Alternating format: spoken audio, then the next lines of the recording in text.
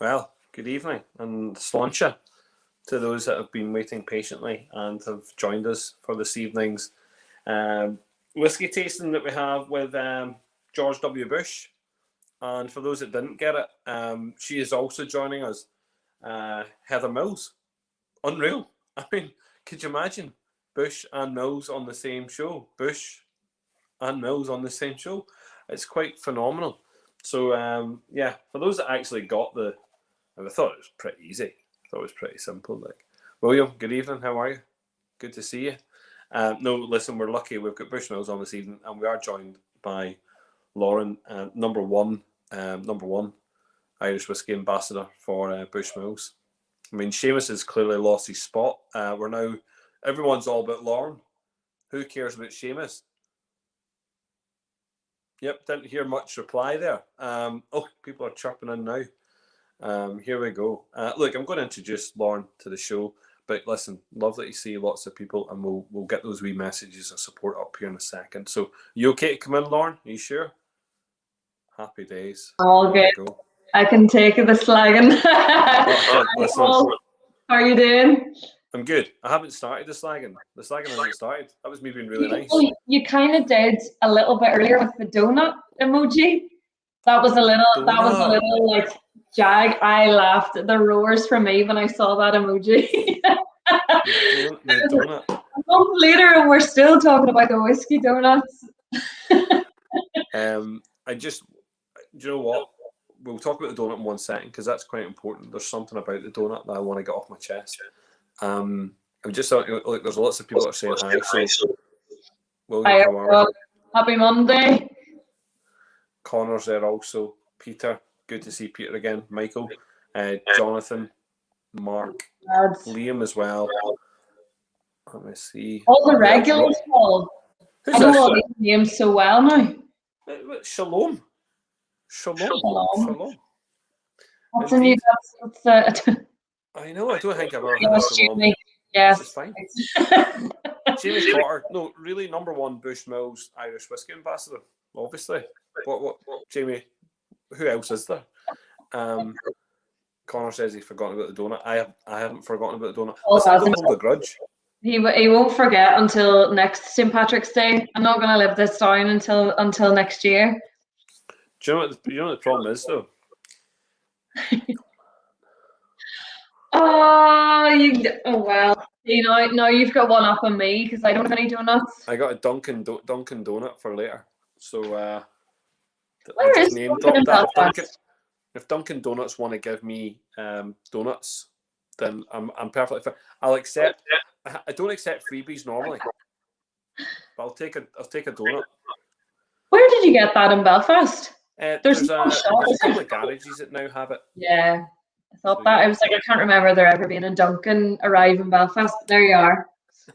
Collaboration for Belfast Whiskey Week is Dunkin' Donuts. 100%. So it should be. Do you know what? I want to start the show where we drink, but I can't make up my mind what one to go for. Do you know, I'll go for the one that you've already talked about this. You've already had it out there, yeah. I have it beside me. My bottle's looking a little bit more empty than yours, though. There's another. Actually, sure, I've only opened 3. Just 3. Just 3. I actually saw someone at the weekend who had, I want to say 4, pretty much empty. Oh, you've got a wee rock glass. I've got one of these little kids tonight. Oh, these guys. Go ahead. Oh, actually, this bottle looks even more sad than the other one. Look at this one.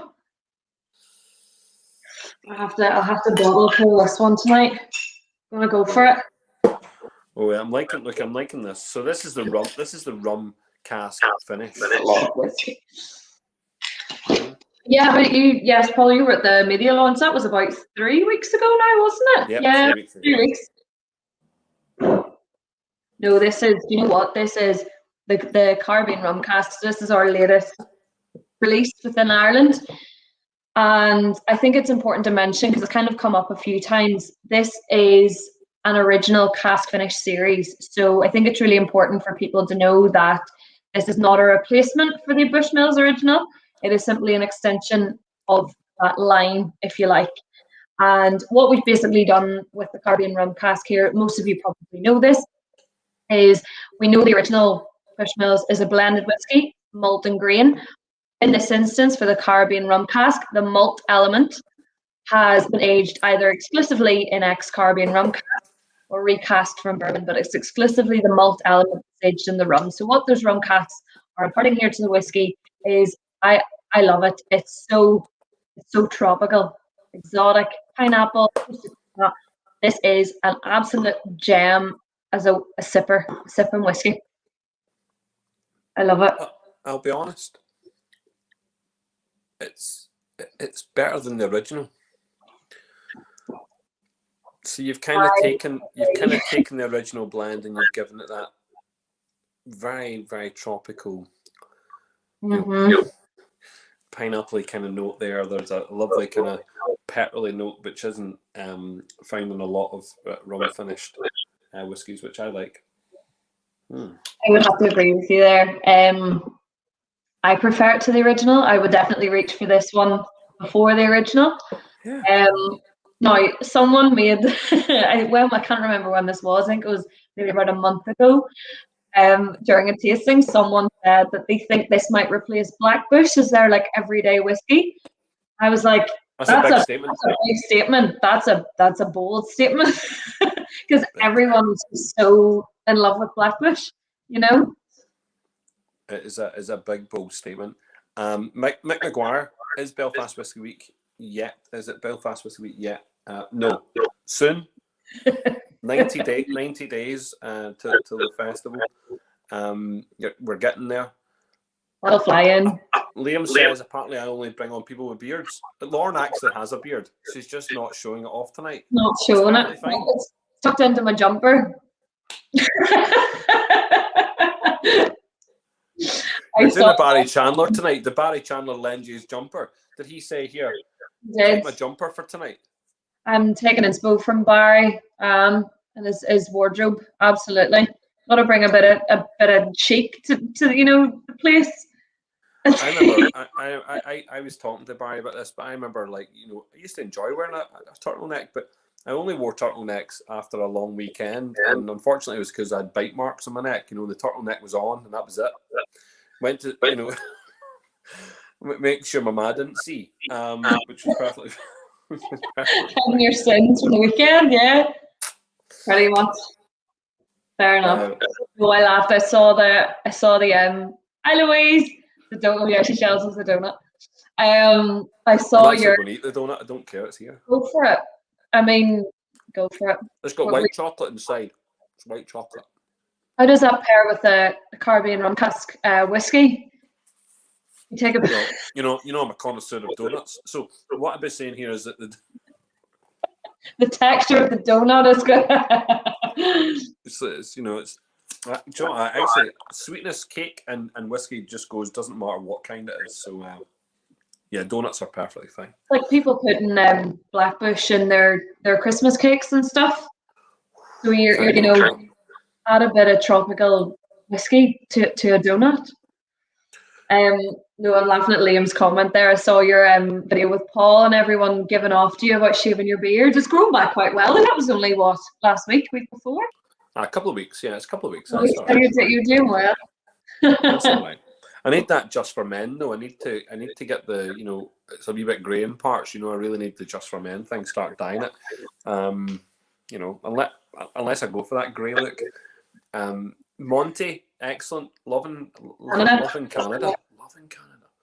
And it's great to see Eric back in again. Cassandra, yes. Cassandra, how are you? Hope you're keeping well. Good to see you. What's Michael saying? That's a real home measure. Yeah. I thought I was doing okay. No, I mean that pouring about a 30-35 ml drop, and you're just full on. It's Monday. What can I say? I kind of thought to myself, I was like, the bottom of the bottle. That's surely that's a measure. And then I kept pouring, and I was like, I've started now. I have to commit to it. Garth's making a bit of a joke. The joke here is that some people, believed when this bottle came out, it wasn't going to come to Ireland. It was only found in parts of Eastern Europe, and I think we saw people transporting it back and paying crazy money. So no, I was very lucky. Do you know, there's a lovely fella here who actually brought back some bottles and just charged, you know, what retail price would be. But retail price on the rum is how much? 24 pounds, €30 roundabout, which is an absolute cracker. You got it for a good price, did you? It's such a good price, though, isn't it? 24 quid. Such a good price. And you know what? That's the thing. I think that one of the most kind of important parts of feedback on our behalf as well is people appreciate that we're kind of giving love to all ends of the spectrum. So we obviously had the Causeway collection, which I know Paul will have a wee dram from the collection later on.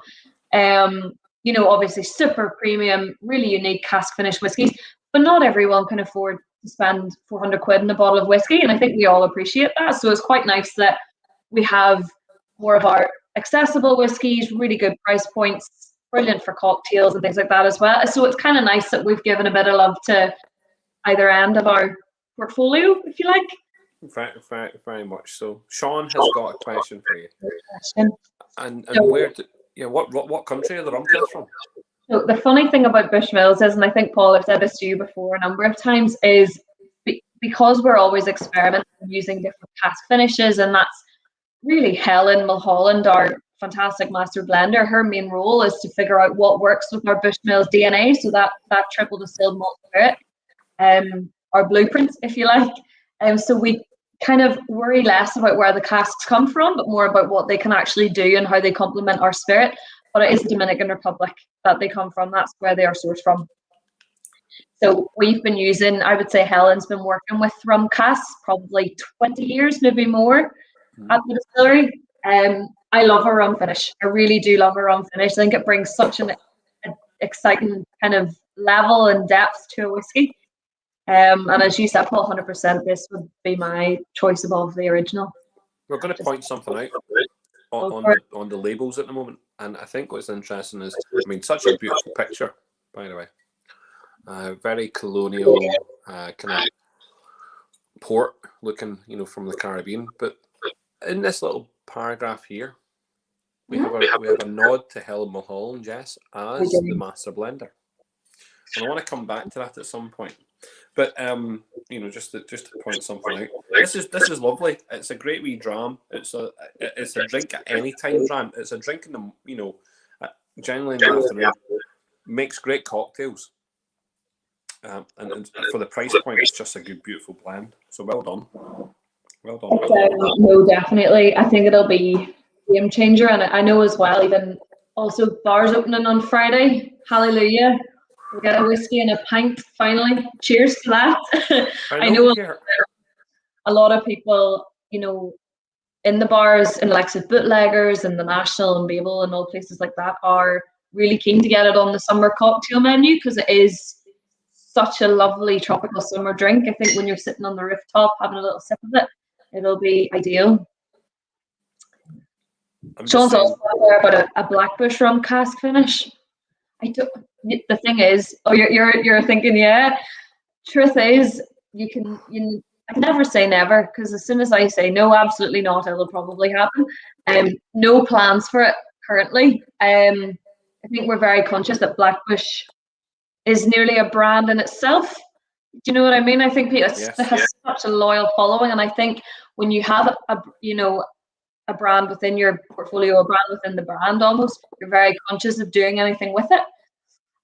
But who knows? No plans currently, but you never know. Hi Dave, how are you? Look at this. Dave's jumping in. He always gets a bit of recognition. Loving the fact that his beard's coming on like rightly. Connor's talking about skiing with his turtlenecks. I get it. I understand that. That's a good point. Hi Tomo, how are we? Sean, it is great value. Stephen Quinn, yes. Any idea when this American oak bush is going to hit our shores? So this is the second in this series, yes? Yeah, so the thing is, it's very similar to the Causeway collection. The clue's in the name, it is a collection, so we will continue it. It's the same with the original cask finish series. So it is a series that we will be continuing. With that one, I can't unfortunately say too much about it, but hopefully the start of summer. So I would say end of June, start of July. is what you're going to see. That's good. It is quite funny because I know, Paul, yourself, and even the Friends of Bushmills group chat, because the Caribbean rum cask was launched in Poland at the start of the year. Everybody was going crazy to try and get it, and it's fine for us because we only officially launched the rum cask in Ireland on the 15th of April, which is 2 weeks ago. We're still very much focused on it, and it's still getting our love and attention and things like that as well. But hopefully, early summer, definitely. Good. Vanilla. Now, vanilla. Let's put this in the context. But vanilla's ready to pop. She is. That's the right thing to say. Amazing, though, Vanilla. If you're still here, you look incredible. She's literally glowing. I'm not sure if I was allowed to say that, but well done, Vanilla. You're doing rightly. Hold on, Liam. Hold on. Listen, I prefer to spend a lot more time doing that. You know what I mean? Talking about all these other whiskies. Way more important. It's so funny. As soon as you, yes, I don't have that. Unfortunately, you can tease me. I'm going to have a drink of this. So this is the 10-year-old single malt sherry cask finish, only for travel retail. Yes. Correct. I was going to, just on Liam's point there, it's so funny when you launch a new whiskey, the number one question is, when's the next one? So people are so keen to find out what's happening. Causeway Collection 2.0, I can't remember who made that comment, but it is coming, it is happening. But I can't tell you what is happening. So I was talking about labels a second ago, right? So here, this one, 46%. Yep. Which is remarkable. The fact that we've got a 46% Bushmills readily available for us, but 1 litre also more alcohol. More to drink. But on the back of this label, I'm going to read what it says. Okay, so it says here, matured for a minimum of 10 years. This unique single malt is finished in Oloroso sherry barrels. Hand selected by Bushmills master blender, Helen Holland. Golden in hue with aromas of dark fruits, prunes, figs, vanilla, and honey flavours give way to raisins, praline, aromatic spices, and rich Spanish wood notes. Now, it actually does a lot of that. We tasted this the other night and it did okay. So well done. But on the front label, it says Colm Egan. So it says Master Distiller Colin Egan, and I kind of felt bad. I'm like, on the back we give a nod to Helen, but on the front it's Colin's signature. Is it a typo? Should Helen be on here, or is it because it's a single malt and it's a single malt release that it comes under the guise of the distiller? But the thing is, what was I thought even more remarkable about the Causeway Collection, set aside the fact that they were phenomenal whiskies, Helen told me herself that was the very first time her name had actually appeared on Bushmills bottles, was for the initial Causeway Collection releases. And also, come on now, can't be teasing us with that. So that's the New American Oak, the 30-year, the GTR exclusive, and the Muscatel are my two winners from the Causeway Collection. Look at that big, beautiful signature. Look at that big, beautiful. There's Helen Mulholland. There she is. But notice on this, it's master blender. And yet this is a single malt. So I'm a wee bit confused. Because we've got Helen Mulholland on here, single malt, and yet on single malt we've got Colm, and there's a wee bit. I think there's a specific reason for it, to be perfectly honest, because if you look at like a bottle of Blackbush behind me, even the bottle of original, it's Colm's name. As I was saying there, the first time Helen's name appeared on our bottles of Bushmills was during the Causeway Collection, and she also told me it was apparently the first time a woman's name has ever appeared on a bottle of whiskey, which is pretty incredible. I mean, she is an incredible lady. 30 years almost at Bushmills. I think it's, to be quite honest, it's nice that she's getting recognised for her fantastic work behind the scenes on the bottles. But yeah, in terms of Colin's name being on there as well, I don't think there's a particular specific reason. As they said, he's on the original Blackbush. Yeah. Look, I just thought maybe there was a pattern, but there clearly isn't a pattern. No. Clearly no pattern, no correlation at all. So I'm drinking the 10-year-old sherry, which is I'm still on this very large measure of Caribbean rum. Vanilla actually asked there, what cocktail does it work well in? There's two ways. One of the ways that people seem to really like it as a long drink, so really simple to kind of knock up in summer for a barbecue or whatever, is literally just the rum cask, nice healthy measure, 50 mils, and about maybe 125 mils of soda water and a little squeeze of fresh lemon juice. Really, really nice, really simple. Or it's actually really, really nice in an old fashioned, but make sure you use Demerara sugar syrup, but it's beautiful. That would be my preferred way to drink it. Although I can't wait to see what people do with it. You know, maybe if somebody puts it, I haven't actually tried it in it like the likes of a sour or anything like that yet, but have a play around with it. I think yours, Vanilla, you'll have plenty of time to knock up a few drinks. The Bushmills base, all baseline Bushmills blends work well in just about every, in every kind of old style whiskey cocktail. Exactly. As long as it's obviously not looking for something peated, as long as it's looking for something unpeated, it works absolutely brilliantly. Exactly. So that's the beauty of having blends and malts in your portfolio. You kind of have something for everyone in there, and there really is a way to drink all of the whiskies in their own kind of individual way, which is great. I just wanted to touch back on the labels again, only because I'm really interested in Bushmills. I really am. I'm a massive fan. I know. But the Bushmills label at the moment, harks back to some old stuff. So there's this new label, right? And we've got these beautiful medallions, which originally would have been the old medals won at different fairs around the world. Yeah.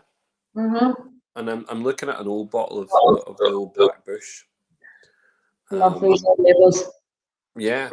750 ml bottle. Yeah, which was distributed by a London company. But again, this is the colour scheme. I don't know if you noticed the colour. It's orange colour, and the medals as well. This kind of idea of the medals. I'm liking it.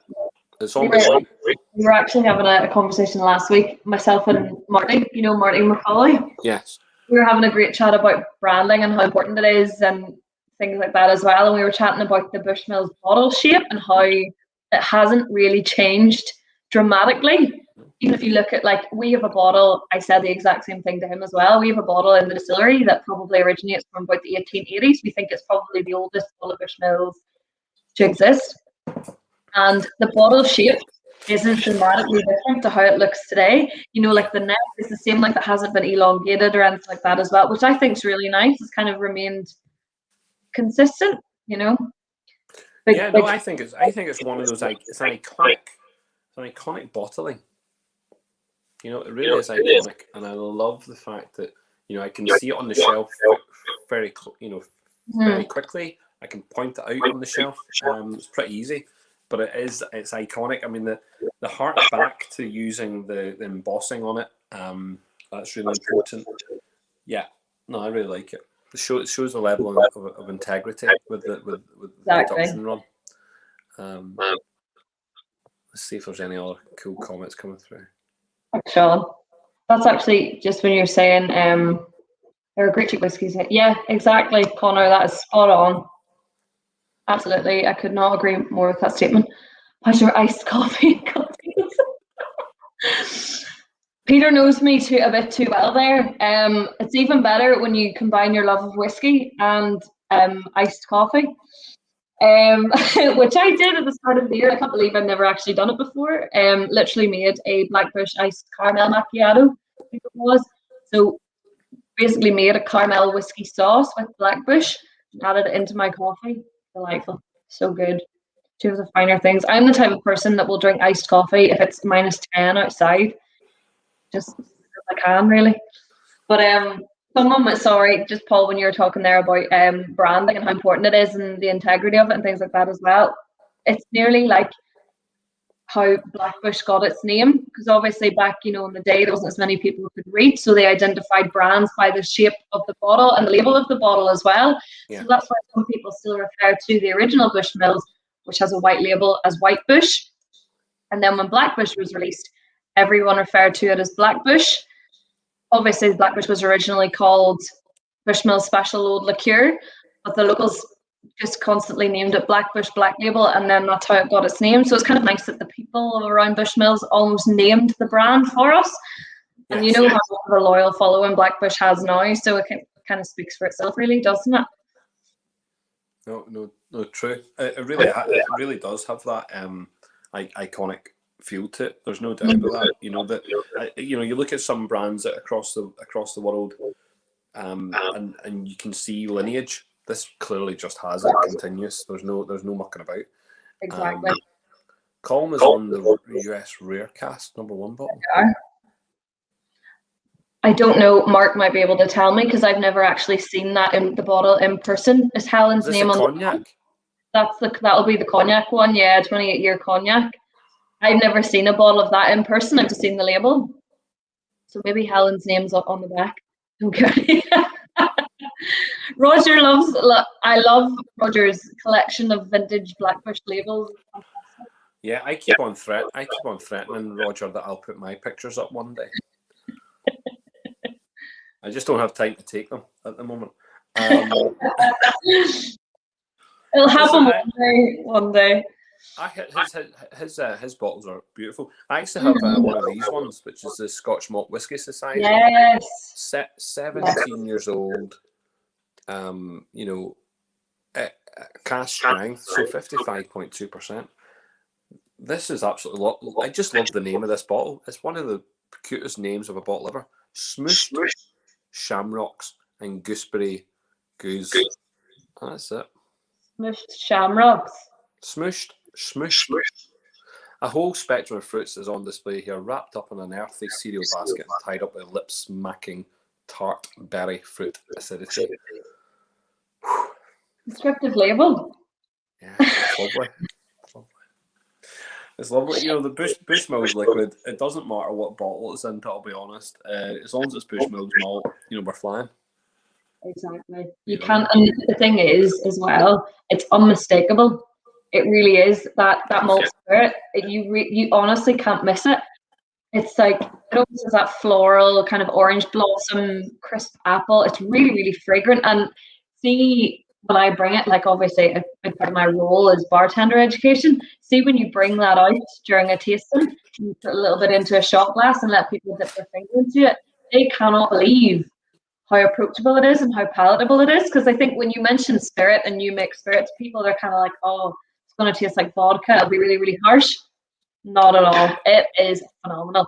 And no matter what cask you age that spirit in, no matter if it's blended with the corn spirit, the grain spirit, you still pick it up. It's still identifiable in the bottle, which I love. That Scotch Malt Whisky Society, is it the Mountain Steam? Was it what? Is there one? And it's Bushmills liquid in as well. Or am I thinking of something? There's loads. Do you know there's loads? Yeah, I've tried that one. It was really nice. There's about 10 that I have specifically from that society. Yeah. We use them in the club for the tastings, just to comparables, and they're great. Absolutely brilliant. Yeah, Mark, I was going to ask that question. I don't even know if Lauren even knows anything about it. Ask about Stranahan's, and this is the American. Bourbon, which are using Bushmills barrels, which I thought was an interesting thing because I didn't know Bushmills had barrels. I honestly do not know. This is the funny thing, because I am the Irish market exclusively.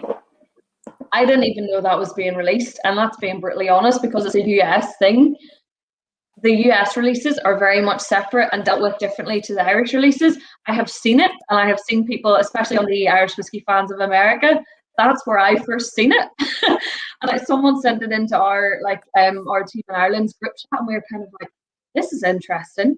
Has anyone got a bottle yet? Have you sourced a bottle? No. I've not, no. Not much I can tell you about it if I'm not being brutally honest with you, because it's not an Irish. I think what's happened is, you know, it is a Stranahan's, I believe, is an American bourbon. So if someone can correct me on that, I think they're a bourbon. And It is. They are under Proximo, though. I'm pretty sure they're under Proximo umbrella. That's right, yes. But they're using, apparently they're using some of the Bushmills barrels. I'm assuming they've used, the barrels have been used in some sort of production of the Bushmills. I mean, it could be anything. It could be a sherry barrel, bourbon barrel, could be a Madeira barrel, could be anything. Absolutely. Could be That's not been discussed. Oh, really? So it doesn't specify? There you are. I don't think so. Which is why he's probably asking the question. Which why Mark's asking the question. Unfortunately. I mean, I think we should concentrate on the Causeway collection and where it's going. And I want to talk about this 30-year-old for a minute, right? I want to talk about this. But it doesn't get enough airtime. I'll be honest. I don't think it does, right? So everyone needs to look at this. See this bottle here? This 30-year-old Bushmills, 30-year-old. This to me is the pinnacle of Bushmills, and there's a good reason for it. We can talk about all those beautiful tasting collections that we've got so far, but a 30-year-old Bushmills, 30 years old. I mean, it's the first time you've done it. You know, you've been open for how many years? You've been open? Our 413th birthday of our original license was 413 years. 413 years. And this is the first time in your entire lifespan that you've released a 30-year-old whiskey. Mm-hmm. Oldest expression. Absolutely. Oldest expression. Oldest in the Causeway collection as well. I have a little mini bottle somewhere in this house, and you're making me want to go and find it, but it might take me a while, so I'll not leave. But it's very special, and I want to keep on reiterating how special this bottle is. And it tastes good. I mean, for those that did the tasting with ourselves, it is a very good tasting whiskey. That is important. That it's really good to taste. But it is super, do you know what? If Bushmills don't do anything above 30-year-old ever, then this is it. This is the pinnacle. And I think that it would be hard for Bushmills to release older statements, you know, because of quantity and stuff. I suppose, you know, knowing that they can release, you've got lots of liquid, but I mean quantity, as in, you know, this is only a single cask offering, isn't it? And you know, you kind of want to keep the mystique of the collection at the moment, which is okay. I can understand that. But this 30-year-old, I think it was €700. Yeah, it was GTR. So Dublin and Cork, duty free. It was exclusive to, and I think there was the initial. So when we launched it, it was launched on the 15th of December, 16th, some end of the year anyway. I think it was an initial release of 100 bottles, and then the remainder came after that this year. There was something like 400 plus bottles, but €700, which, to be honest, for a whiskey of that quality, there were people definitely willing to pay that money for it. What I love about 432 bottles. Yeah, there you are. 432 bottles, and it's, you know, €700, and that's what, 630 quid sterling. It's, do you know what? Without shadow of a doubt, it is the best value money age statement Bushmills that you have.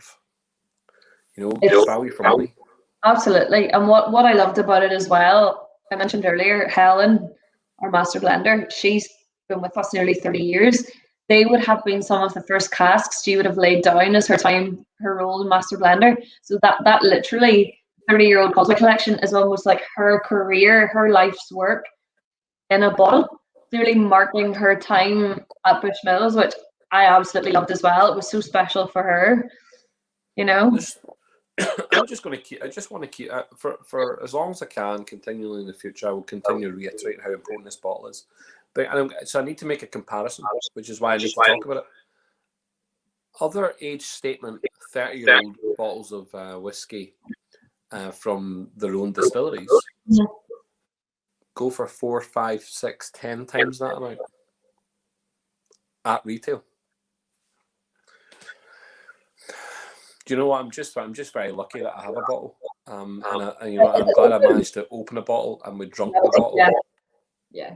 You know, It's, because I think that there's a lot of people out here, Lauren, and and I talk about it all the time. That people talk about this investment.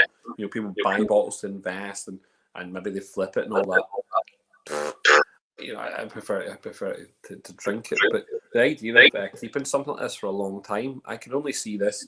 I was trying to make a prediction. Someone asked me, what's the value of this bottle in long term kind of profit margins? And I would suggest that this bottle in 5 years' time is 10 times the price. Like, I would say that it holds its value and becomes maybe a £6,000 bottle at some point. Particularly when you look at all of its contemporaries, when you look at all of its peers at the moment, that this is a cheap buy. Exactly. It was the 30-year-old New American Oak and the Muscatel were my two standout members, let's say, of the Causeway collection, hands down. It was that moment, you know, when you're more than happy to actually just nose the whiskey for about 10 minutes because it's just so good and every smell is pulling you into the glass. It was like those were the two that really happened with me. I was like, oh, absolute winners. Some people are just saying here that it's not the oldest Bushmill in the market. Well, it is the oldest Bushmills bottled by Bushmills on the market. That's quite specific. Yeah,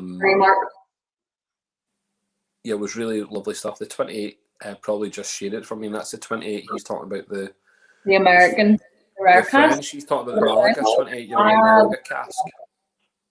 28-year-old Malaga cask from. Although did we figure out that we preferred the 1995 Malaga? I think we did. Or you weren't sure? No, you were. You were concerned to try the 28-year Malaga. Concerned is right. Concerned is right. You're like, I'm going to prefer this. No, I think I prefer the 1995 actually. But no, the reason why I love the Muscatel Causeway so much. I don't want to drink it because it's the only bottle I have, and I just can't. Only special occasions that's been brought out of. The reason I love it is because I mentioned earlier the Bushmills DNA, that triple distilled malt spirit. The orange blossom note that I find in the new mixed spirit is amplified by the Muscatel cask, and I love it. I love the sweetness. I'm a sucker for. I have a sweet tooth, put it that way. So any added sweetness I can get in there, I'm all for it. So I love it. Yeah, fair play.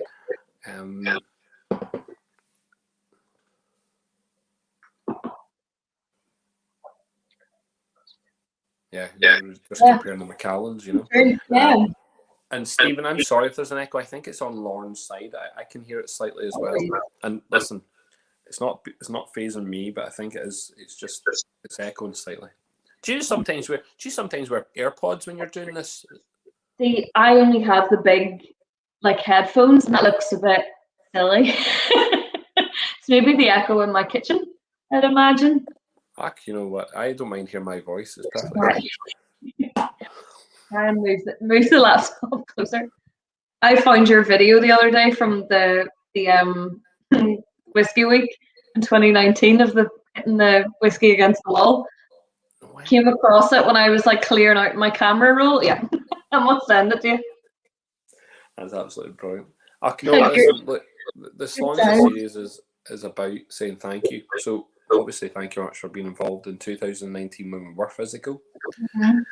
And again, obviously, you know, wanting to be part. And Seamus obviously got involved last year because you were on furlough. I was, yeah. But you know, wanting to be involved this year is great to hear also. And look, hopefully there's some good work that we can do for this summer. 100%. What did you say? Yeah. What? What did you say? 100%. Oh, 100%.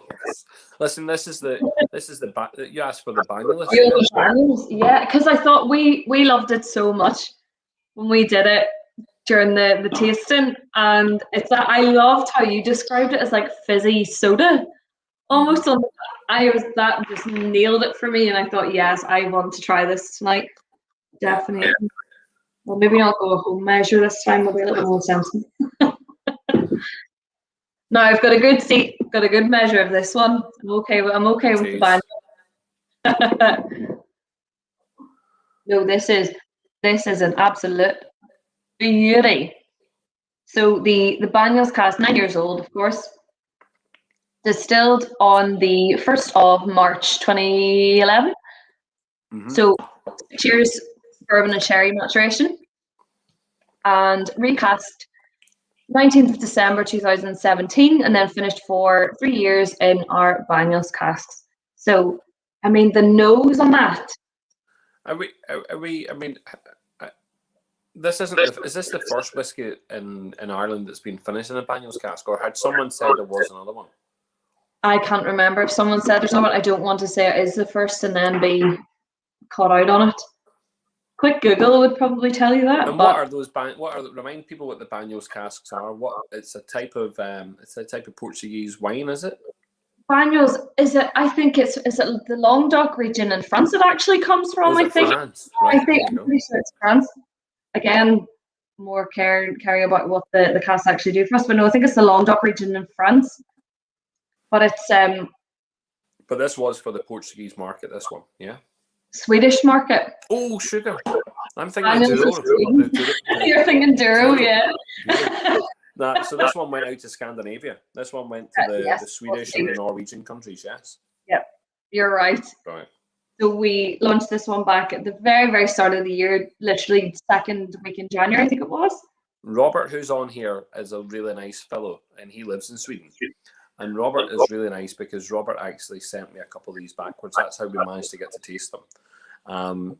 You're telling me that actually, yeah. So he's a nice wee fellow, and he did rightly, which means that I owe him obviously many favours. Which means if you're looking for that new cologne, Robert,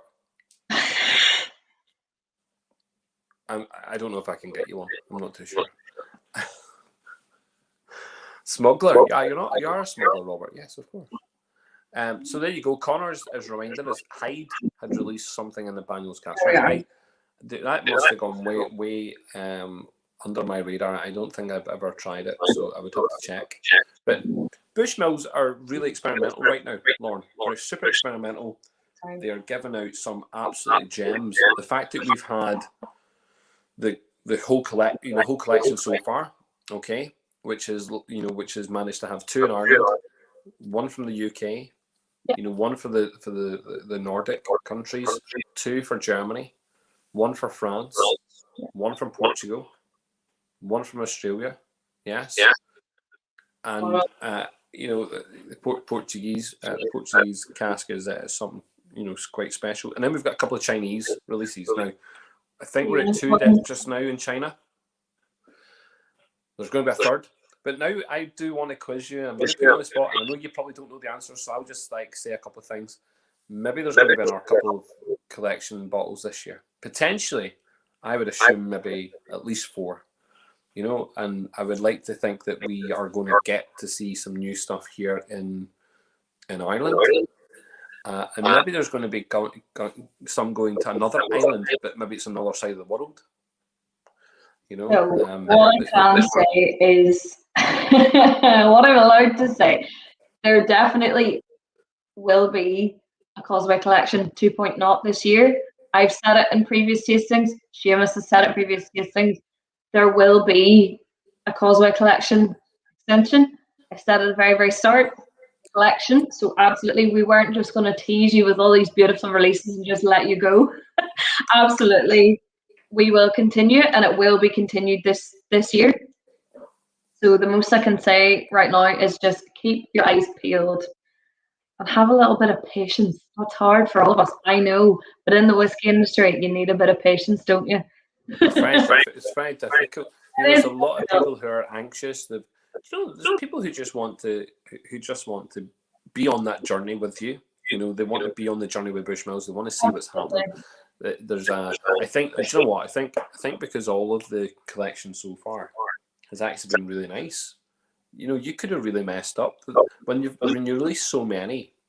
Exactly. There's room for error, and so far we don't have an error. They're actually really quite good. They're all unique as well. There's no difference. That's it. Exactly. All doing something completely different. The two Malagas which is why it was so hard, are completely different. They're 3 years apart, and they are completely different. You know, Completely different. We were actually, I think we were really surprised because we kind of thought, okay, one might be a little more of a kind of like an amplified version of the other, but they were like chalk and cheese. Eurovision. My favorite in the Outer Mongolia would be absolutely horrendous to try and source from. You're just praying that there will be one released there. Peter, to answer Peter's question, I think I mentioned it, or I probably answered you already. Muscatel, the 2008 Muscatel, absolutely, and the 30-year-old New American Oak. As I said, what makes me say that is because when I was at the launch with Helen, I was absolute honoured to launch these whiskies beside her as well. Definitely a career highlight there. That those were the two that I could not physically stop putting my nose back into the glass, even throughout the event. I was just smelling and smelling at the glass, and I was like, I can't get enough of these whiskies, even just from the aroma, and that's why they're my two winners, because I just wanted more. You know, when a whiskey it's so juicy, you kind of want to bite it. That's how I felt with them too. They're my favourites, absolutely. I'm getting, because this is when it's broadcast, is out on Facebook and it goes out on YouTube, and people are pinging me on my instant messenger. You can just message in here. So listen, Lauren, people are saying it's not good enough. You need to start telling us exactly what countries they come from, and I'm not going to put you under pressure. So whoever's asking that, I'm not even going to name names. I'm not going to shout you out here. I'm not going to tell you, listen, that's rude.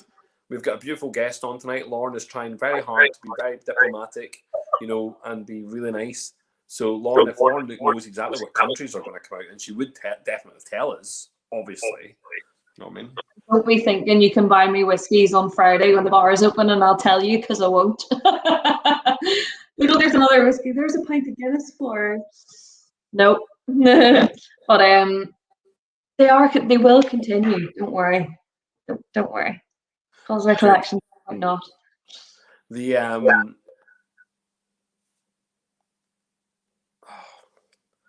Listen, I don't think they're even paying attention now. Right, okay. So listen, that's exactly what's up. Lauren, listen, Lauren, you don't have to answer any more questions from all these people who are pushy.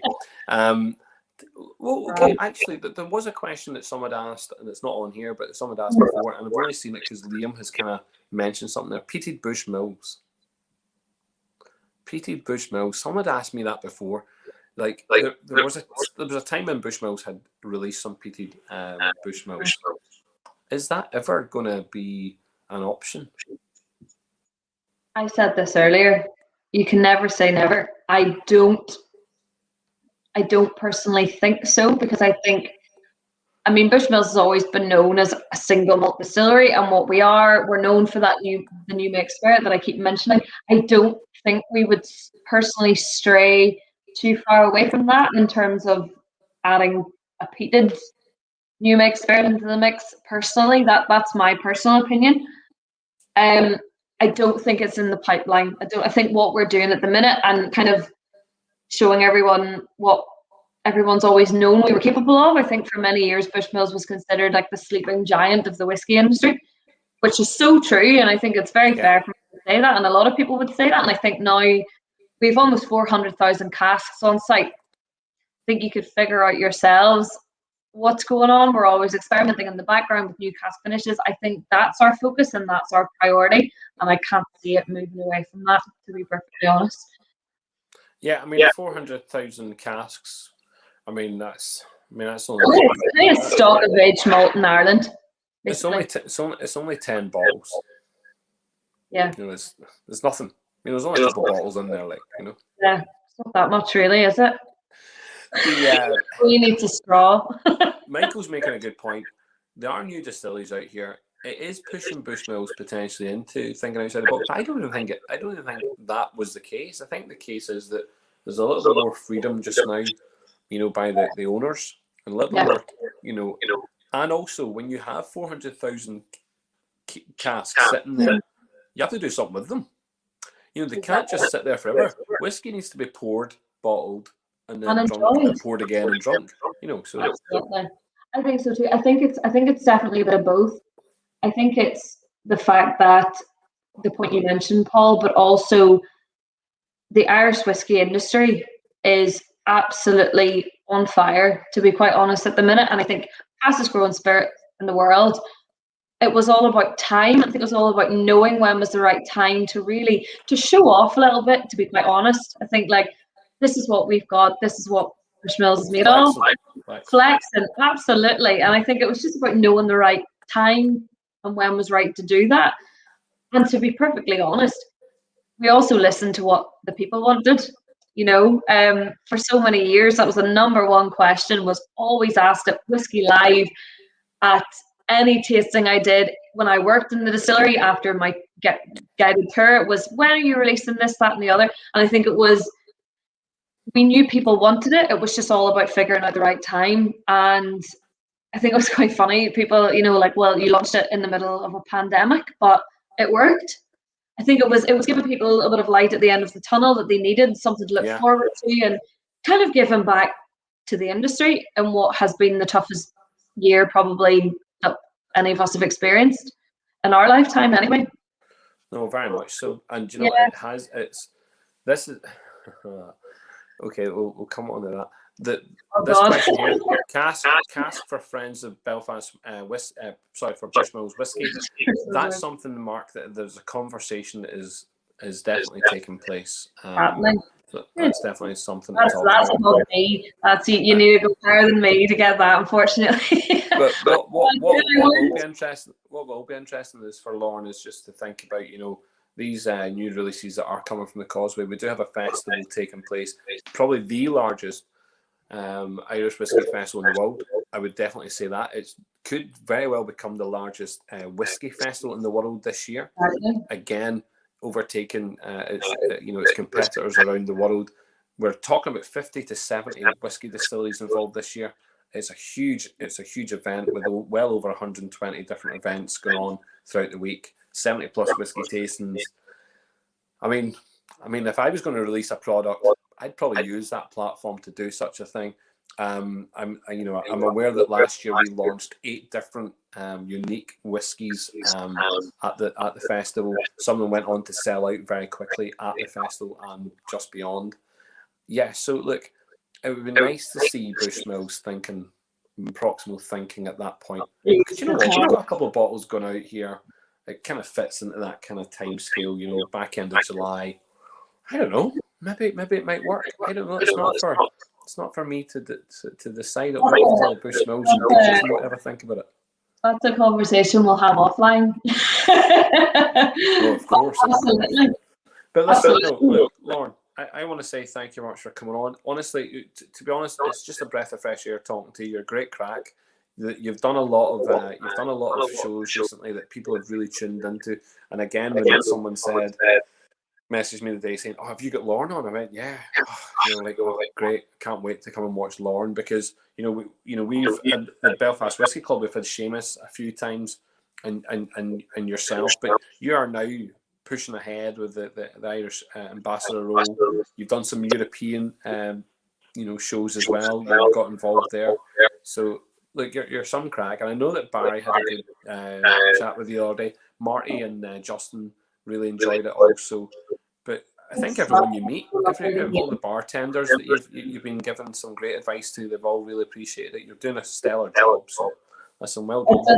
Oh, thank you so much, Paul. And do you know what? There's literally nothing makes me happier than coming on here and chatting to yourself. And one thing I will say about yourself and what you've done with even this Sláinte series itself, you've introduced people all across the world to us here in Ireland, and people who love whiskey. You connected them, and see with that. Do you know what? See if one positive can be taken from the past year. That is the one thing I'm taking out of it, is yourself and the likes of Barry and everyone has introduced me to people all across the world that I never probably would have met or spoken to had it not been for this. Just honestly, hats off to you, and I can't wait for July. I'm moving down to Belfast on Friday. I'm moving back to Belfast, so I'll be torturing you even more. No way. Yeah. No way. I'm back in the city. Super. Well, listen, do you know what? See, at the moment, there's a buzz about Belfast. So there's no doubt there's definitely a buzz I said that. I was down, when was I down? Friday. And it was electric. It literally, see everybody bringing out the tables and measuring the tables to figure out how many they could fit. I was like, yes, get the bars open. Get us I'm going for a black and black, Guinness and Blackbush. That's my first drink. Okay, where it is, that's what I'm having. Listen, you've got plenty of choice. You know, we have, those bars in Belfast really. I mean, we can plug them all night. World class. Bar, do you know what I mean? Bittles, Madden's, Dukey World Rock, class. Heart Bar, Whites.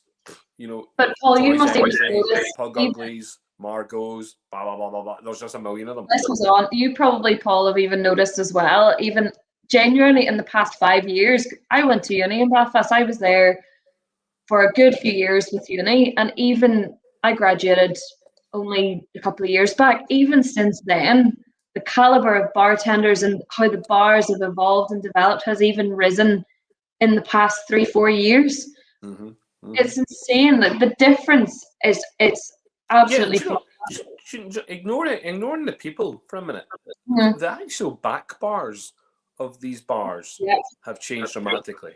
Massively. You know, so maybe when we only maybe saw 2 or 3 Irish whiskey skews, we've got loads now. There's multiple choice.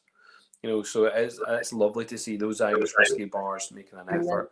Bars in general, just getting Irish whiskey onto the back bar is just great now. I mean, there used to be a lot of bars you would go into, and the only, I say the only, but Powers, a Jameson, and you would have a choice of maybe you would have a Bush, Black Bush, and an original Bush. Mm-hmm. You know, that's what you would have, and maybe a 10-year-old if you were lucky, because there was always more Bushmills I found in Belfast than anywhere else. I always found more Bushmills on the back of the bar. Yeah, and you maybe had the Special 21, which was way up on the shelf or way up in the car. You had to like shout at your man to go and get it. But listen, Herbert, great. I'm glad that you're on tonight. Drew over in Arizona, super. Sean, thank you. And Robert, look, I'm humbled. Whatever Lauren has just said there, I am humbled by what she said. Like, I don't take credit and I don't take anything. These little series are for the community, and they're developed by the community. You know, people in the whiskey community want, you know, to connect more. They want to be part of something, and that I'm happy enough to facilitate that as much as possible. It's very easy for me to do so. I enjoy it also. And there you go. Sarah's clearly out to buy you a drink. She's going to buy you a drink. I can't believe I still haven't met Sarah in person. I've talked to the girl so many times, and thanks to the flipping pandemic, I still haven't managed to see her. But I said to her, I was like, Sarah, I'm moving down to Belfast. We'll go for coffee. Now we can go for a pint because the bars are opening. So 100%. I'll be hitting you up, girl. Lauren, how tall are you? 5'1". Sarah, I think 6'1". I'm tiny. I'm really small. Sarah might be 6'1". I can't remember. No, I'm only joking. Sarah's not as tall as that, but maybe Sarah's about 5. I think she's 5'10", 5'11" or something. You know what I mean? I'm tiny. You know what I mean? You'll have to get your super high heels on, is what I'm saying. Not a chance. I've been living in slippers for the past year. I could think I'd break my ankle down Commercial Court with a pint of Guinness and a whiskey in my hand. Like, no. I'm in the flats. Don't be expecting any glamour over here. It's not happening. What's that? The fashion, what do you call it? Pandemic fashion is all about loose fitting clothes. So, you know, don't worry about it. Loose fitting, comfortable fashion. Comfortable, yes, easy living clothes, breathable, comfortable, plenty of room for a nice dinner and many pints and whiskies. Absolutely. Listen, Lauren, I want to say, everyone, thank you much for tonight. Sláinte for tonight. Excellent. Listen. Thanks to you, Paul. Here's to the next whiskey in a bar in not a few weeks. Thanks, everyone. Thanks, Paul. Sláinte.